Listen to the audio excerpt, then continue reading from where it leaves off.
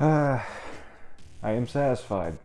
The Batman was directed by Matt Reeves, starring Robert Pattinson. It's a brand new 2022 comic book film, obviously about Batman, and this was a cinematic epic, and that's probably a spoiler for this review, but I don't care. I'm ready to just go ahead and jump into it. Starting off with the good, and there is a lot to love in this movie. For me, especially, Robert Pattinson, absolutely amazing as Batman. I don't want to hear it. I don't want to hear any Twilight arguments or whatever y'all want to make up about him still. Oh, he's not Ben Affleck. It's not connected to Zack Snyder's DC movies. So what? I say this as a Ben Affleck fan and a Zack Snyder fan. This is absolutely amazing. And I don't care. Because this is just the exact type of Batman that I've always wanted to get. Robert Pattinson is probably my favorite Batman now, and that's a very hard task to accomplish because Michael Keaton has been my favorite my entire life.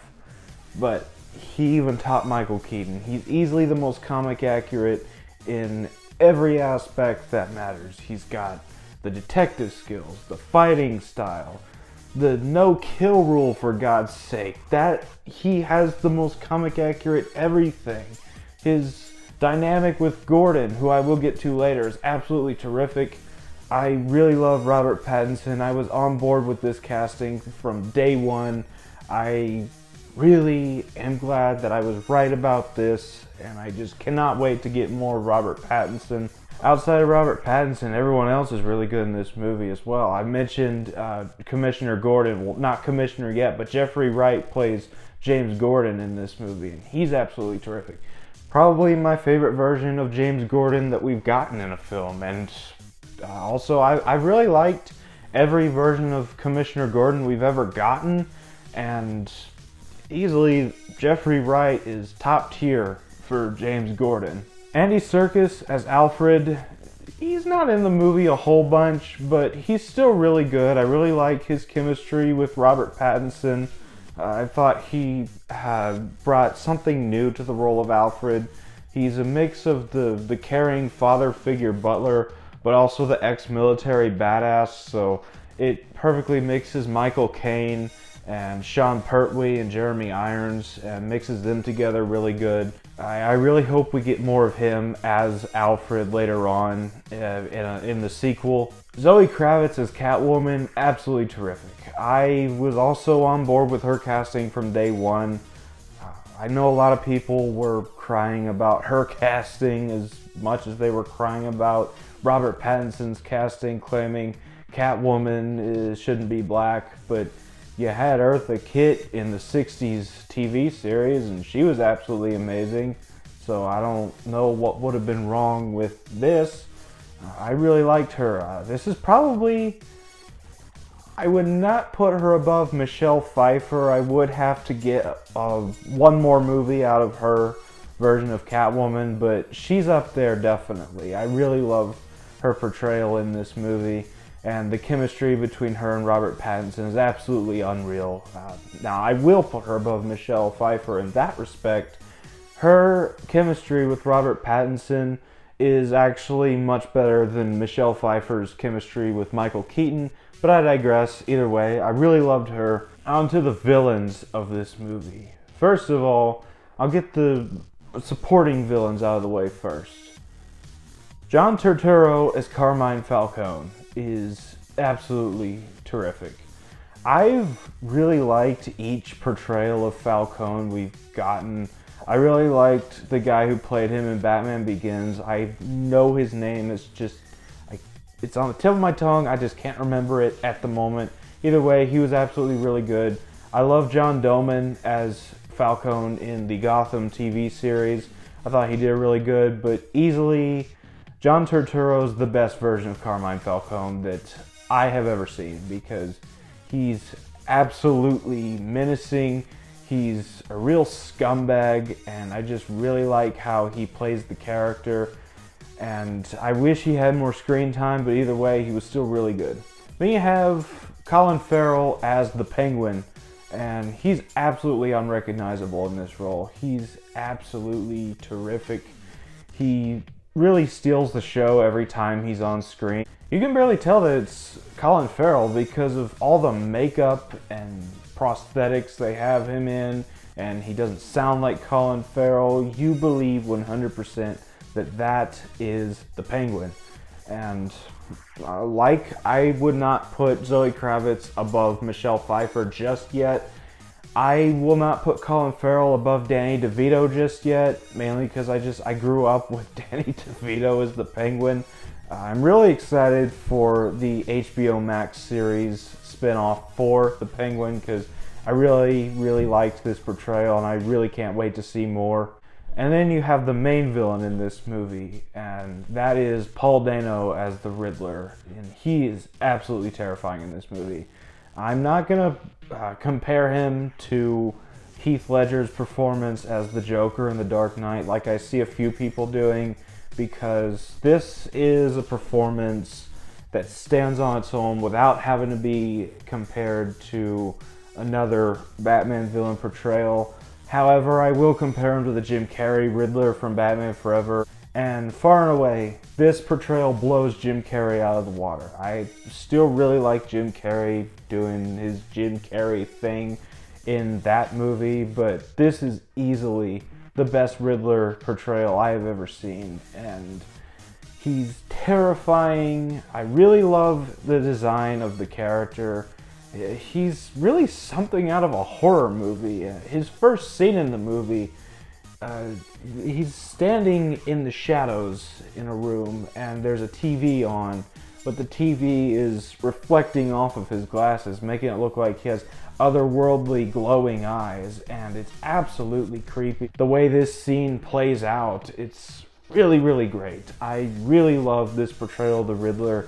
I really hope we get to see more of him in the future, and I'm very excited for what the future holds for this character and the other villains that were in this movie. And the story to this movie is absolutely amazing. It's a 7 jigsaw type story with the Riddler acting as John Doe or John Kramer or the Zodiac Killer, and like I said, he does an absolutely amazing job. And the way it all plays out, the way that the clues just fall into place, the way Batman really uses the world's greatest detective mantle in this movie, I really love how he does that. And I just really appreciate that this movie really delved into the detective aspect as Batman with some action thrown in the mix. I really love that.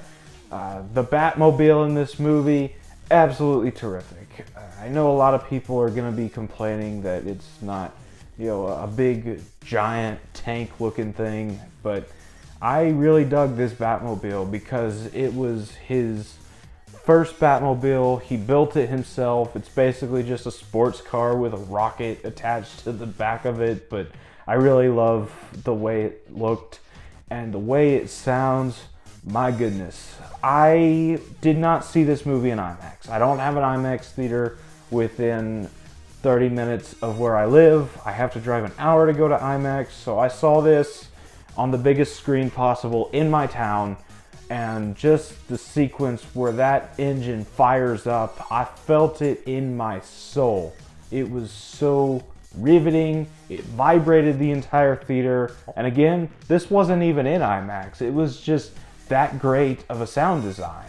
It also leads to the best Batmobile chase sequence I've probably ever seen in a movie between Batman and Penguin. I just really loved it. And the third act for this movie is absolutely insane. You've seen it in the trailers. The Riddler does get arrested, but it does not end there because Riddler's got a few more tricks up his sleeve. I'm not gonna spoil what happens after he gets arrested, but it just all goes to crap after he gets arrested. And the way things play out, there's a certain thing that happens within this third act that I'm surprised a lot of blue checkmark hacks haven't gotten mad about on Twitter yet, because Yeah, there's some pretty violent things that happen in the third act. I won't spoil it. I'm just going to say I'm surprised a bunch of hacks on Twitter haven't gotten mad about it yet. Go see it for yourself if you want to know what I'm talking about. You will know what I'm talking about when it happens. But third act also contains one of my favorite Batman scenes ever put to film. Probably my favorite Batman scene ever put to film. Again, I'm not going to say what it is. Go see it for yourself, but it was an absolutely terrific scene, and I really hope we see more of this from this particular Batman. And the action scenes in this movie, absolutely terrific. I had a lot of fun with them, just the beatdowns that Batman just wails into these criminals. There was a lot of really good emotional beats in this movie as well. I'm not going to get into it. It was just really good. And I really loved the atmosphere of this movie. A lot of people are calling it too emo, but you keep using the word. I don't think it means what you think it means.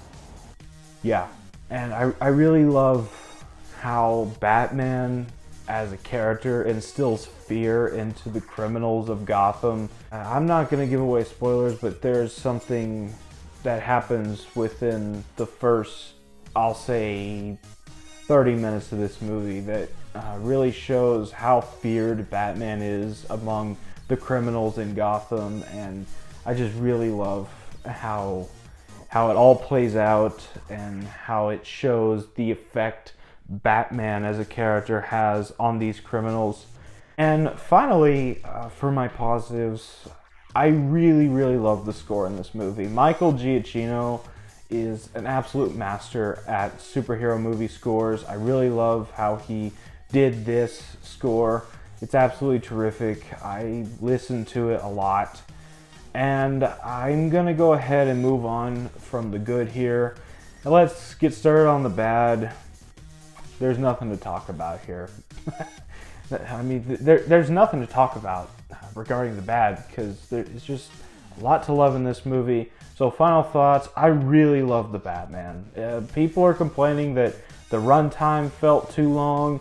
I don't agree. It felt just right for me. I really loved the whole atmosphere, the world building of this movie.